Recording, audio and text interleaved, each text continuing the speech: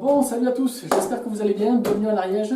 Aujourd'hui, le sujet de cette vidéo va traiter de l'isolation des rampants en ouate de cellulose sur une épaisseur de 36 cm et avec une densité avoisinant les 50 kg par mètre cube. On va poser des petites lattes pour supporter la densité que l'on va insuffler dans la chambrée de chevron. Donc on attaque ça aujourd'hui, le lattage des rampants. Et ensuite, on pourra se faire livrer la boîte et insuffler tout ça normalement en une journée. Allez.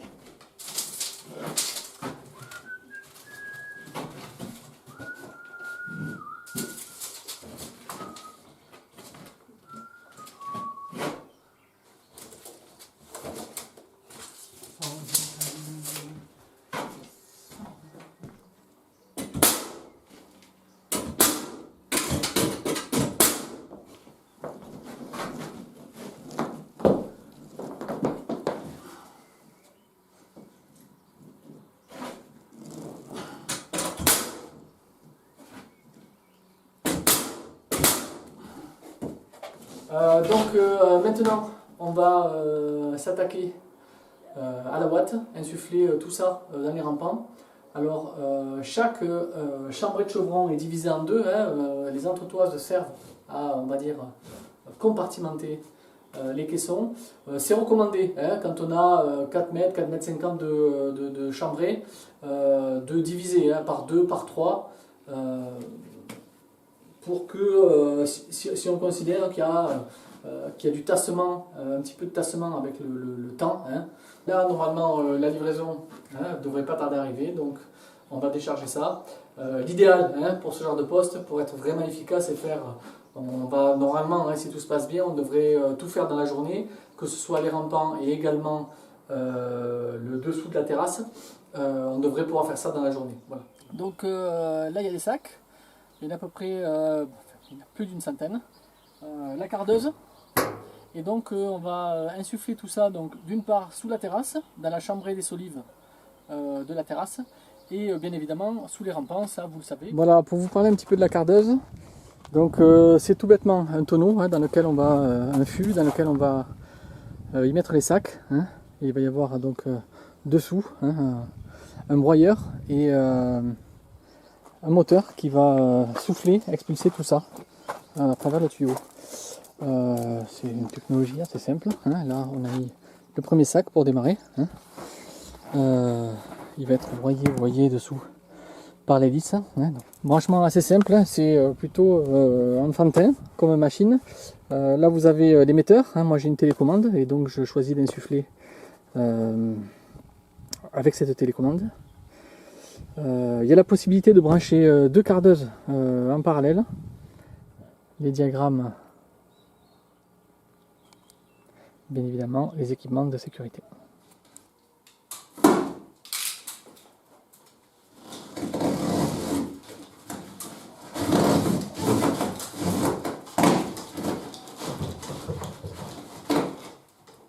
Ça va?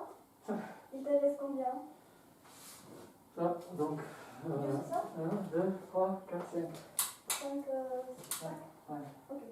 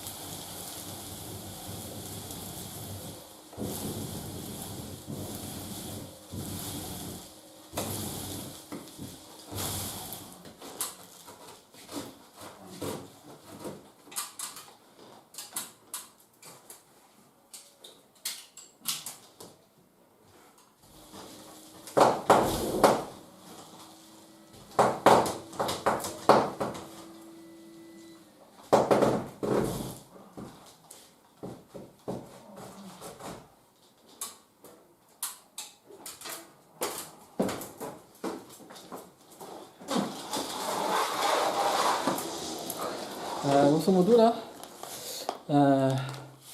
vous voyez, j'ai mis des repères hein, pour savoir quand est-ce que je suis pas loin de sortir et quand est-ce que la sortie est imminente, pour savoir quand est-ce que j'arrête. Parce qu'en fait, entre le moment où vous arrêtez la machine et le moment où elle s'arrête vraiment, il y a encore 2-3 soubresauts, 2-3 pulsions, donc ça continue d'envoyer.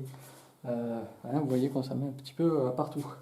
Voilà, vite fait, pour gérer la densité, hein, grosso modo, alors, c'est pas la première fois que j'utilise ces machines, donc de manière générale, hein, et en discutant avec des collègues, c'est à peu près comme ça qu'on procède.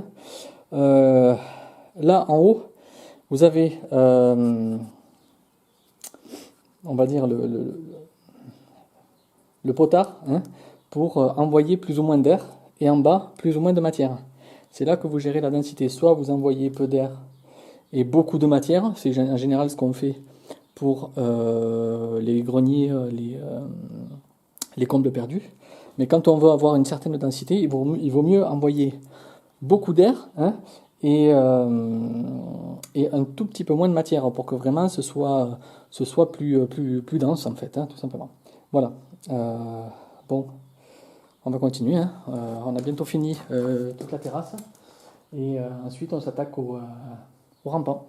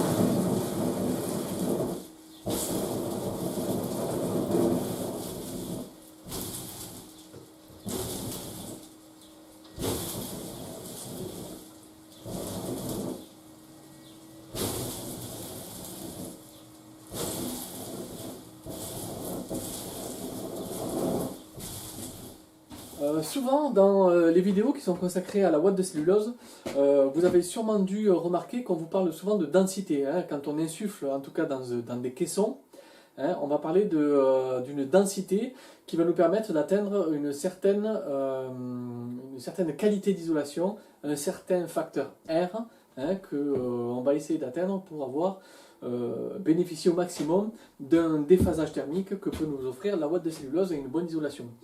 Alors, concrètement, qu'est-ce que ça veut dire? Parce qu'en fait, peut-être s'il y a un inconvénient à utiliser cet isolant, c'est quand on le pratique pour la première fois, mis à part, par exemple, si vous décidez d'isoler vos rampants avec de la ouate de cellulose et que vous ne l'avez jamais fait, peut-être vous allez être au début dérouté par la machine et ne pas trop savoir, avoir la certitude d'obtenir une certaine densité, la densité que vous avez choisie, que vous voulez pour avoir votre isolation.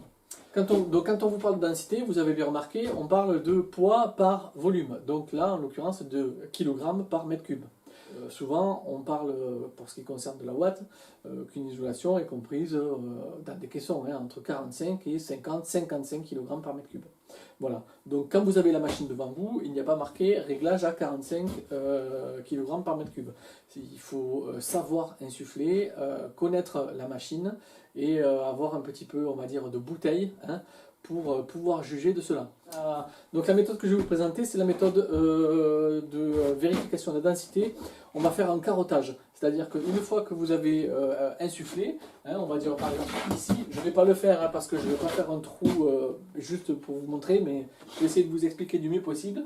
Grosso modo, ici, je vais faire une incision et je vais fabriquer de quoi carotter la ouate. Je me suis procuré une chute, hein. Elle fait 30 cm. Alors c'est important de choisir la longueur parce que c'est ce qui va nous servir à déterminer le volume hein, de ce contenant. Voilà, essayez de prendre quelque chose qui fasse à peu près la hauteur de la retombée de votre isolation, vous serez plus précis.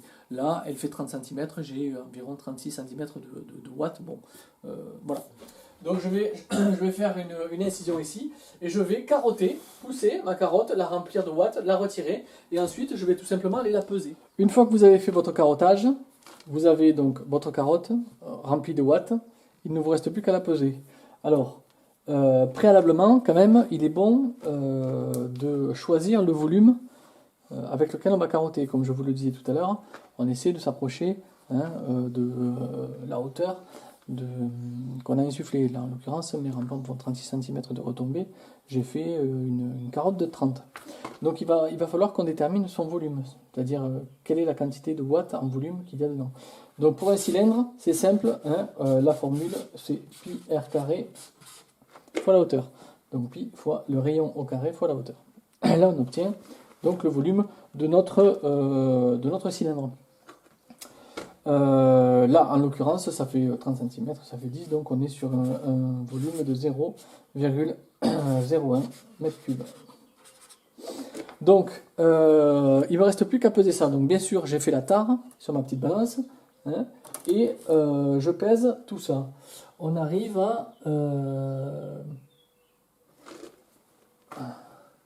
490 grammes. 490 grammes. Donc, là, le plus dur est fait. Qu'est-ce qu'il me reste à faire? Eh bien, mon petit produit en croix, pour 0,1 m3, j'obtiens 0,490 grammes. 0,490 kg. Donc pour 1 m3, on a 49 kg. Donc ça nous fait une densité, vous voyez là, donc ça nous fait une densité égale à 49 kg par mètre cube. Autrement dit, c'est ce qu'on voulait. Bon, là, c'est un exemple, j'ai bourré la carotte à la main, mais c'est comme ça qu'il faut faire. Donc voilà, là, vous pouvez vérifier donc à chaque fois, si bon vous semble, la densité de ce que vous venez d'insuffler. Ici, là, sur la maison, concrètement, étant donné que c'est pas la première fois que je me sers de ce genre de machine, et c'est pas la première fois que j'insuffle de la watt, j'ai très peu vérifié la densité que j'ai insufflé. Par contre, ça s'est vérifié à la fin de la journée, lorsque tout était insufflé. J'avais calculé bien évidemment le nombre de sacs en fonction du volume et de la densité que je voulais. Et il me reste 2, 3, 4, 5 sacs. Voilà. Donc on va dire que grosso modo, je suis pas loin de ce que je voulais. Et concrètement, ça me va. Voilà. À savoir que chaque fois, on commande un petit peu plus. On va dire que pour moi, c'est bon. Voilà. Mais par contre, si vous n'avez pas l'habitude, que vous ne l'avez jamais fait, et que vous avez décidé d'insuffler quelque chose pour avoir une densité, une isolation précise, en tout cas relativement précise, peut-être sera-t-il bon de vérifier, on va dire régulièrement, la densité que vous venez d'insuffler pour être sûr que vous êtes dans les clous. Voilà, ça en est terminé pour ce qui est de cette courte vidéo sur la watt de cellulose. On se retrouve bientôt pour la suite du chantier. À bientôt, d'ici là, portez-vous bien.